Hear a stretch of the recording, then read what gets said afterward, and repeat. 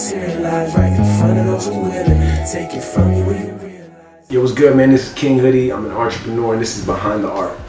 I am King Hoodie, and I got my name from, well, actually, I'll say this. King Hoodie is more of an idea. King Hoodie is like a vehicle. King Hoodie represents something bigger than me. I just wear the face at the moment, but it's gonna eventually become bigger than the face. You know, it's gonna become bigger than me as a whole. So I want it to represent something bigger than just me as a person, because I see it that way.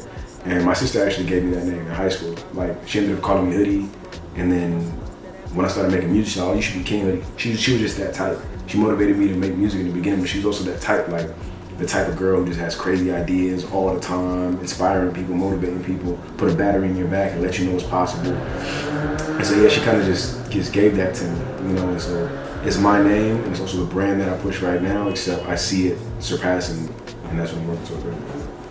Did you have hoodies on all the time? I guess. Okay. I always have something on my head somehow. Okay. You know what I mean? Like, I love hats, even like right now, normally. And you know, I'm not bald or anything like that. It's just, I just love hats. I feel like hats just complete the assignment. You know what I'm saying? So it just feels good. Okay. I always got something on my head, so some kind of headgear.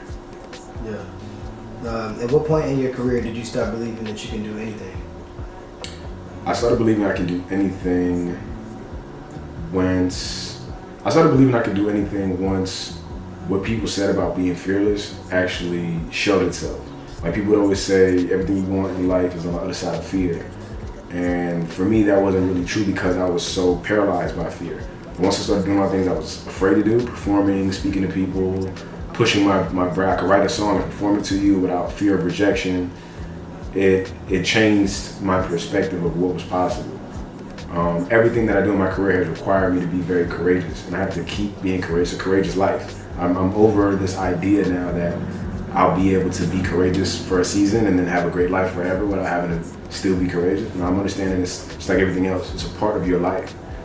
So once I started doing the things I was scared to do, it put inside of my head that, yeah, it is possible to do anything. You can do anything you want. Did you have like a moment in your career, in your life, where you were challenged to just believe? Challenged to believe. Where like, yo, I don't have any choice but to just believe in myself. I was recently challenged in a way that I didn't have any choice, but the belief wasn't like a test of belief for me, it was a test of belief for God.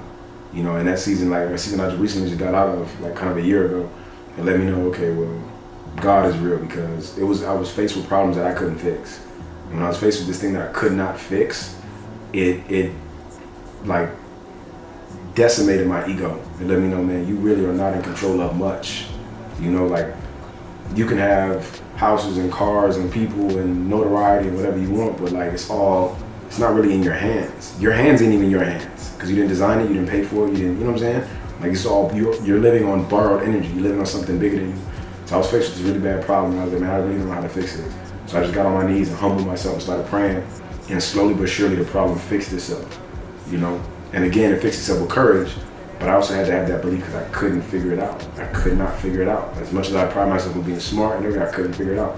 So I was challenged at that time, and the belief that I ended up having was more belief in God and my creator and a bigger design, something bigger than me, something that, you know, leads me than just me. So I was happy about that. That was interesting. You want to talk about what it is? What, that? Mm-hmm. Nah, I was just in a bad spot because I spent so much time in California that I forgot to, like, some of the shit that I had to do here in Miami. And so I was like, okay, I gotta go back to my apartment. And then I had this apartment downtown, and the apartment, it was cool, but, and I had a bomb landlord and everything like that, but it was like, oh, they wanted to raise the rent on me. And I was okay with paying it, but then I thought to myself, you know what? I don't know if I want to pay that for what I have here. I feel like I can do more with that, get a creative space. And so I was like, man, I'm gonna shut that down and open up my creative space. So I shut that apartment down, but everything was happening so fast at that time, and I didn't come back to Miami soon enough to kind of prep myself. So I had to fly back from Cali and close up my apartment, put it in a U-Haul, and then I had to fundraise to attempt to open up the space. And in that time, I had to sleep in my sister's house. I was like, yo, I'm there. It's crazy. I didn't think it was gonna happen, but I don't have any place to stay at the moment, technically. You know what I'm saying? So I was like, okay, cool. So I was humbled. I was sleeping at my sister's house, and I told her it was gonna be a week. It ended up being like 2 months.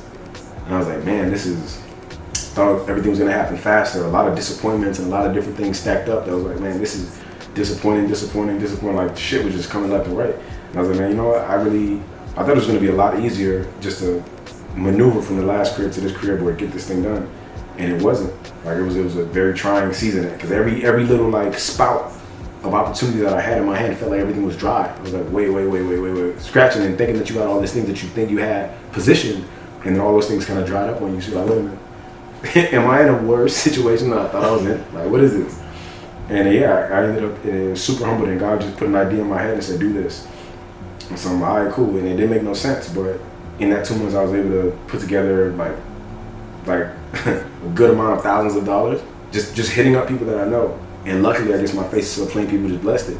So I'm like, cool. And I was able to like get my whole situation together, and now I'm paying the investors back. I'm still looking for the creative space, but the two that I had lined up, it didn't work out. And then I ended up beefing with this agent or whoever she was, and it just turned into a fucking mess. But I said to say, like, I didn't know what to do in that situation. I felt so low, and this is coming after my mother had passed away, and big problems with my girl, and all this shit that was just making me feel like I wasn't enough, and I wasn't good, and I was weak, and I was incapable, and all this dumbass shit.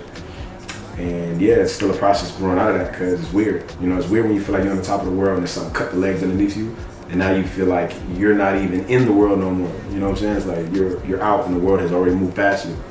So it was really like, it was a trying time for me. But yeah, I was able to get on my knees, pray to God, and God just kind of sent and put a lot of things into perspective for me, you know? And I would love to take credit. I would love to be like, you know, I just got my shit together. And I'm like, nah, bro, I didn't know what the fuck to do. I was puzzled, and I'm rarely puzzled, but I was puzzled. And I just had to pray. And then sure enough, I don't know, God started speaking. Now I have a relationship where I can hear God. Like that still small voice they talk about, that shit is real. Like now I know what the devil sounds like and what God sounds like. The devil sounds real loud, and the devil has reasons. Like things make sense because it has a reason. Oh, do this because of this, and do this because you're gonna get this, and don't worry about that because it is, like it's loud too. And then God just makes a statement that doesn't necessarily make sense, and it's very quiet. It's like,